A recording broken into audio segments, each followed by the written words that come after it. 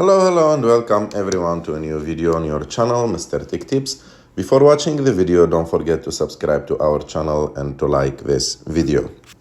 In today's video, I will show you why doesn't screen mirroring work on Netflix. I will explain everything for you. So first of all, let's explain like the difference between screen mirroring and casting. So for screen mirroring, that means that you will copy your phone screen, which is totally blocked by Netflix, and you can't do it because of some reasons. Maybe the most important reason is the copyright and the DRM protection.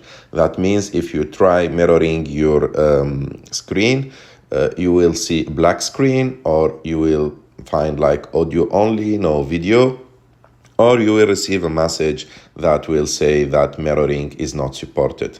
But in the other hand, like casting is totally allowed on Netflix, and casting means that the TV show or the movie will be streamed directly from Netflix to your screen. So first of all, let's open our Netflix account to show you how you can cast your Netflix content. So to cast, you have just to open a TV show or movie, and you will find in the top of the screen an icon of like square with like some Wi-Fi things on it.